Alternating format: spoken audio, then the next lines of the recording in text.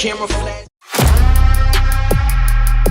If you have somebody with this kind of talent, a prodigy. LeBron James is the best high school basketball player. The high school game has attracted a crowd of 10,000 here tonight, but it's not just any high school game.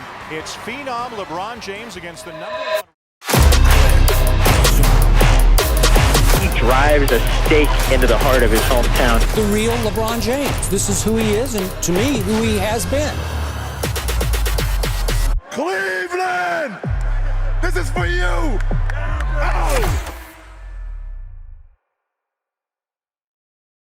Great talent can come from anywhere, but going from the streets of Akron to the all-time leading scorer in NBA history, it can only be someone who was chosen. There's humble beginnings to great stories all the time, but LeBron James, his is one for the books. In fact, you'd be surprised to know that basketball was the last thing on his mind growing up. He was born when his mother was only 16 years old and ended up growing up with a single mother. His dad, Anthony McFarland, was out of the picture with multiple stints in prison and remains out of LeBron James' life to this very day.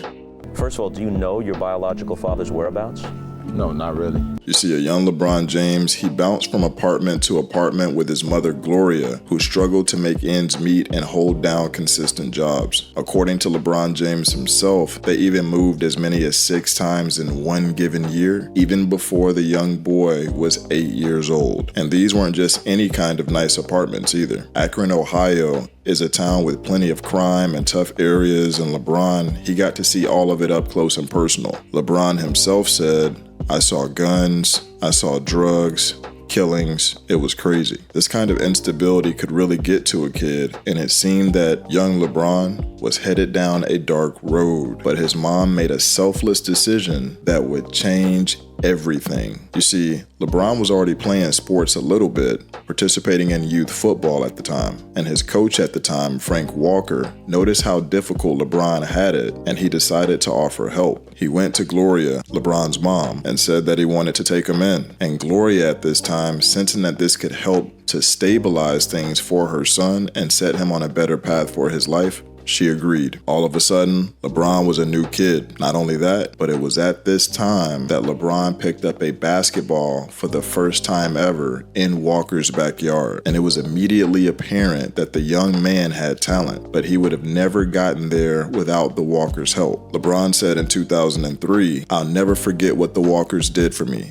especially Frank. He doesn't get the recognition he deserves because he's real quiet, but he was the first one to give me a basketball and the first one to show a real interest." The backyard wasn't LeBron's only stage for long. He started to play in organized basketball only a couple of years later, and it didn't take long until he was tearing it up on the AAU stage. Now keep in mind, we're not talking about the AAU basketball in today's game. No.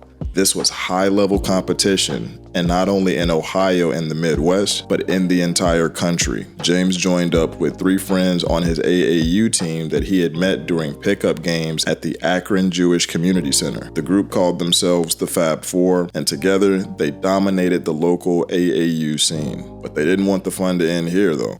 We were right there, but it just slipped away. And who could blame them? Together, they decided to take their talents all together to St. Vincent St. Mary High School, yet none of them could have predicted what would happen next.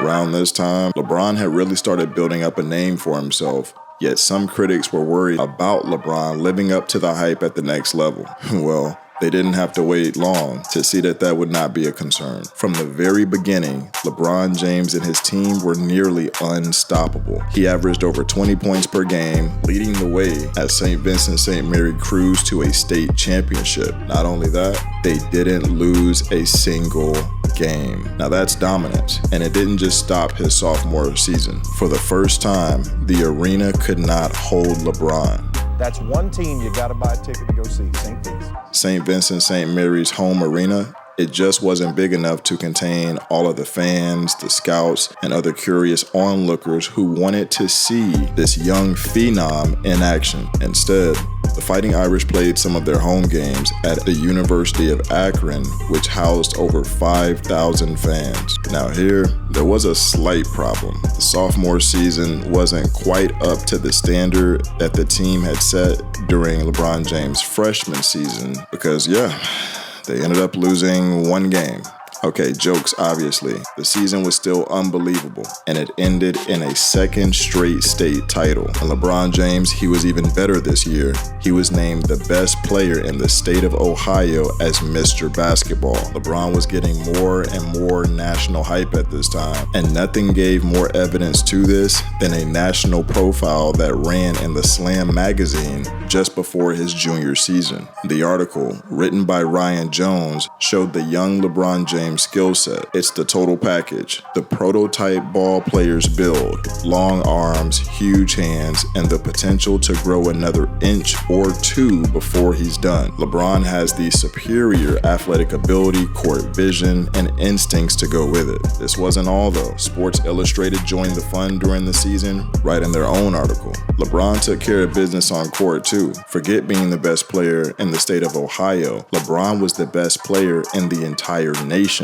He won his first ever Gatorade National Player of the Year award, but St. Vincent St. Mary ended up losing the state title game. However, James wasn't looking for revenge. He thought he was ready for the big stage. That's right. LeBron James was ready to head to the next level, really whenever he was just a junior in high school. I don't know about you, but I think he could have hung in there. And as it would turn out, he'd have one more season to show off his talents for all of the people in Akron. And given how popular LeBron James was, ESPN wanted to capitalize off of this, televising several games during the season. It came as no surprise then when LeBron James was again named the Gatorade National Player of the Year. On top of that, he capped off his final season with a third state championship. The young phenom was dominating in both Ohio and nationwide, and his reign wouldn't end anytime soon. I don't think you can really just bring a high school player in and really just think your team gonna really turn around like that. Now, let's not pull any punches. The Cavaliers were a bad team before LeBron James got there. Going into the 2003 NBA draft, they hadn't made the playoffs in the past 5 seasons, and they weren't even close. Rock bottom came in the season prior when they only won 17 games. The team needed some serious help. Enter the chosen one. The Cavs won the draft lottery, and the best basketball player to ever come from Ohio was sitting right there. Apologies to Carmelo Anthony and Dwyane Wade, great players in their own right, but at this time the choice was a no-brainer. And even despite their lack of recent success, some of the players on the Cavaliers were less excited about LeBron James joining the team. The NBA is indeed a long way from Division III ball in Ohio, but LeBron might not have gotten that message, as he was effective from the very moment he entered the league, with an amazing performance versus the Kings with a 25-point performance. And this wasn't a one-time fluke. James kept this up throughout the year, walking away with the NBA Rookie of the Year award, despite some pretty stiff competition out there. In his second year, it was more of the same. James made his first All-Star game. The Cavs still fell short of the playoffs. However, those around the league knew by this time that it was only a matter of time. 3 years in, LeBron James, he had hit a new level. He ended up finishing second in voting for the NBA's MVP award, right below Steve Nash. But perhaps more importantly, the once lowly Cavs were now back in the playoffs. And once they were in, LeBron James turned it on. In the first round against the Wizards, James was on one. His Game 1 effort was a triple-double and a Cavs win, and in Game 3, well, just take a look. And hold up, wait a minute. You thought he was finished? Think again. LeBron took the Cavs to a series victory, the first in his long career. Though they did get bounced in the next round by the Pistons, the stage was set. The next season, James and the Cavs, they returned. With a little bit of experience under his belt, LeBron led his team to a conference finals rematch versus the Pistons. And this time, he wasn't losing. With the series tied 2-2 and their season hanging in the balance, LeBron James went off for 48 points and nearly a triple-double in Game 5, which is still to this day one of the greatest performances not only in the amazing career of LeBron James, but also in NBA history. And not only that, he hit another game-winning shot in the double overtime thriller to give the Cavs the win and the series lead, as they'd end up going on to the finals. However, that didn't go so well. LeBron James struggled in the finals, and we have to give credit where it's due. The San Antonio Spurs at the time was definitely a great defensive team. However, it was still noteworthy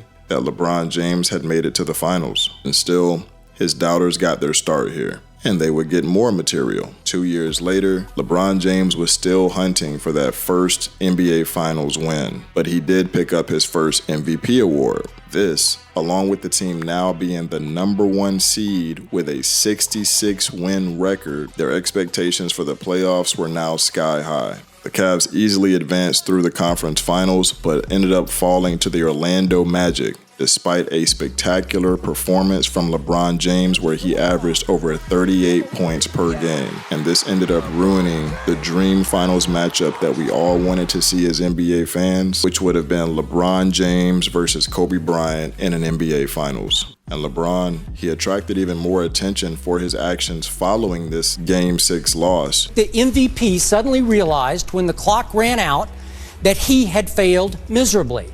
And I thought it showed even less class to duck the media after the game than to duck Dwight Howard's handshake, where he immediately left the floor instead of shaking hands with the Magic players. With free agency looming, the 2009-2010 season became hugely important for both the Cleveland Cavaliers and for LeBron James. And LeBron, he lived up to the hype by becoming more of a playmaker for the point guard position, involving his teammates in the game and making all of Cleveland have full hope again that season. However, the result in the playoffs was the same, a disappointing loss to the Boston Celtics in the second round. And this was far from the result that anybody wanted or even expected, especially considering that it could have been LeBron James' last game as a Cavalier. And LeBron James' season is over.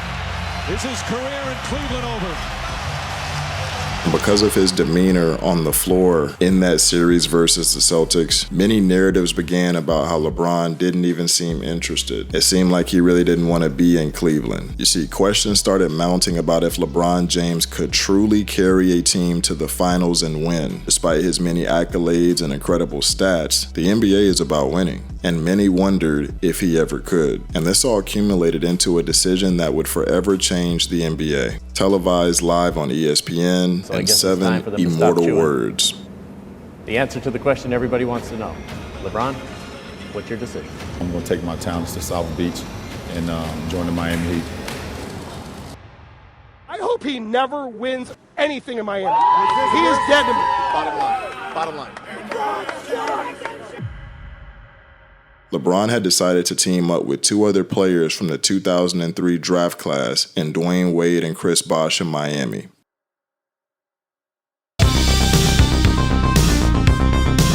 Dwyane Wade had flourished in South Beach already, winning a title, and Chris Bosh had been a perennial all-star in Toronto. And while we had seen with the Boston Celtics in the 2000s, all-stars join up on one team, we had never seen in NBA history players as great as LeBron James and Dwyane Wade in their prime, and to a lesser degree, but still very respectable, Chris Bosh, all get together in their prime and join up on the same team. Also keep in mind that the Cavaliers, the Miami Heat, and the Toronto Raptors were all playoff teams at that time. Joining the top guys from those teams immediately eliminated two of those other teams. So in many ways, this would monopolize the Eastern Conference. And this would also be the start of a particular era in the NBA that we'll go over. You see, fans weren't thrilled about the three players joining up in Miami. Even though LeBron had yet to win a championship, teaming up with Bosh and Wade just seemed like too much to handle for the rest of the league.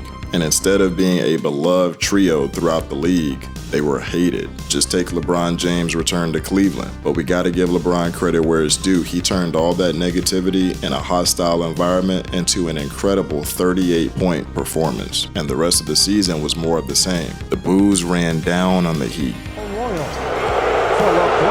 game after game. Meanwhile, they rained down buckets on the rest of the league. By the time the postseason rolled around, the Heat were firmly in the favorite role. They easily advanced to the finals, where they met up with the Dallas Mavericks. Going up against the Dallas Mavericks team that was led by Dirk Nowitzki, who at that time was the team's only superstar and only all-star, versus a team with 3 superstars, and obviously the greater of the two would be LeBron James and Dwyane Wade at the time, as all-time greats. What seemed like an inevitable finals win for LeBron James turned into an epic disaster. James struggled in general, scoring only 17.8 points per game. Especially in crunch time, he just didn't show up. This is both free throws. And another chance at an NBA Finals victory slipped away.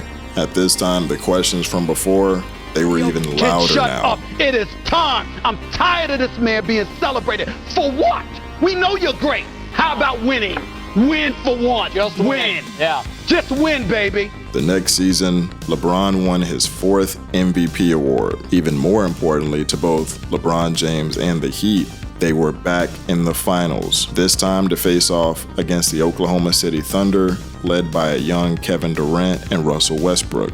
This time, however, there would be no doubt. For all the criticism about needing to join up with other players to get the win, LeBron James was the one who drove the Heat at that time. He averaged 28.6 points per game, 10.2 rebounds per game, and 7.4 assists per game, and had several memorable moments. LeBron James had finally won the NBA championship for the first time, and his move to Miami seemed vindicated. For his role in the win, LeBron won the Finals MVP award, and he had finally silenced the doubters. The next season was more of the same. LeBron was back in the finals, and it was starting to become commonplace. This time, the Miami Heat, they faced off against the San Antonio Spurs, and what seemed to likely become a coronation became another chance for LeBron to be criticized, as the Heat trailed 3-2 going into Game 6. And with the combination of LeBron scoring 16 fourth quarter points and also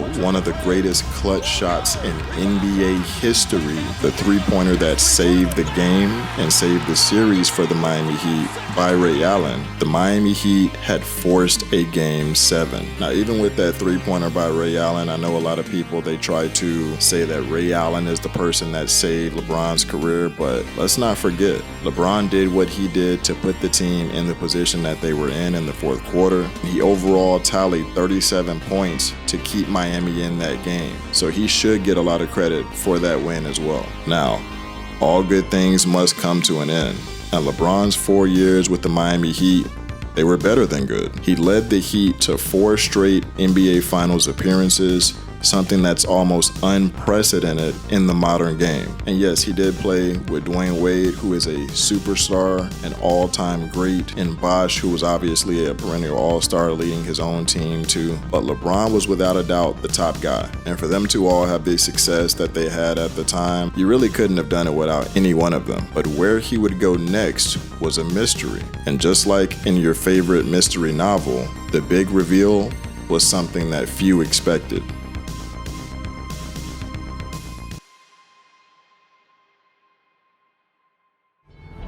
LeBron James is going back to Cleveland. I'ma do what makes my city happy. I love you. I'm back.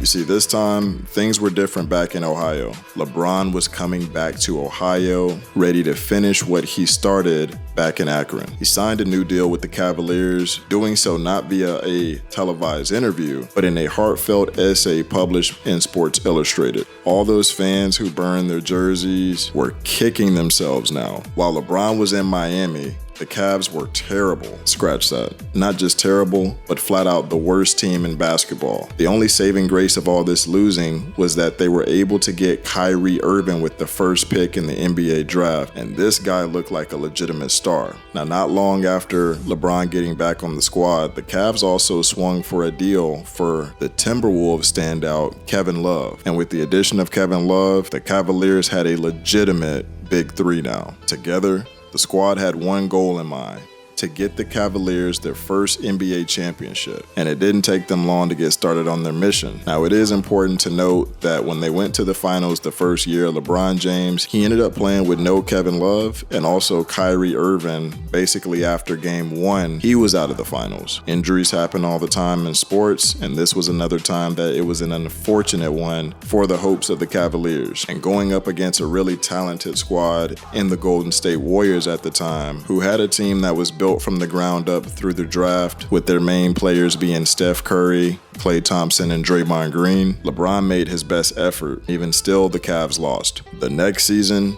it was the rematch. James was in his 6th straight NBA Finals, but he was only 2-3 in these appearances and 2-4 overall. After falling down to the Warriors 3-1, the series seemed over and the haters were out in full force. I remember analysts saying at the time that LeBron was just trying to pad his stats, that he didn't care about winning, the series was over. However, LeBron James and Kyrie were not ready to give in to that narrative. They put up stellar performances throughout the rest of that series. I mean, you can just look at the numbers here, and really brought the Cavaliers back into this series. And in Game 7, well, you already know what happened.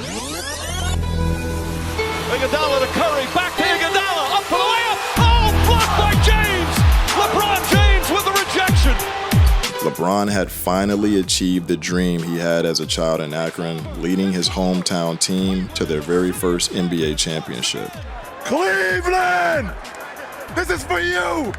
He was the Finals MVP again, having carried both the Cavaliers offensively and defensively. And we also have to give credit where it's due. Kyrie Irving, he had made one of the most clutch shots in NBA history to win that last game. And he did so much to reignite this Cavaliers team whenever they were down 3-1. Overall, that 3-1 comeback was truly a signature moment, and perhaps one of the signature moments in modern NBA history. Now, LeBron James led the Cleveland Cavaliers back to the finals in each of the next 2 seasons, even though they lost Kyrie to a trade along the way. Unfortunately for them, the Warriors with Kevin Durant were waiting both times and got the better of them both times. Now LeBron James was a free agent again, and this time he decided to make his own decision, which realistically, he's done his entire career. Whether that's the first move to Miami or whether that's the move back to the Cleveland Cavaliers.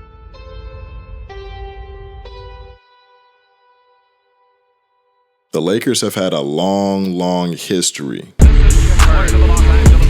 Kareem, Kobe, Shaq, Magic, Wilt. The list goes on. And LeBron decided in the summer of 2018 to add his name to that list. Now, in the final years of his career, LeBron still continued to perform at a very high level. His Lakers team struggled initially, missing the playoffs during LeBron James' first season. The next season, though, the Lakers acquired star Anthony Davis and immediately got back to that championship level. In the 2020 NBA bubble, LeBron even picked up his 4th championship ring in 10 appearances. Now this season, the Lakers have definitely been struggling, but we can't write the book on LeBron just yet. After all, he just became the NBA's all-time leading scorer, and the Lakers just swung for some new exciting pieces at the trade deadline. The record might not be the best in the league, but you can't count out LeBron just yet. After all, he was counted out so many times before, from when LeBron was a little kid, struggling to stay afloat on the streets of Akron, to when he struggled to revitalize a dying franchise, to dealing with all the haters on the quest for just a title, to keeping his promise to Akron, and to proving that he could do it again and again. LeBron stands alone in the pantheon of NBA history for many reasons, but most of all, it's because he never lost that drive to be the very best, no matter the circumstances. That's why the kid from Akron is an NBA legend. We'll never see another player quite like him.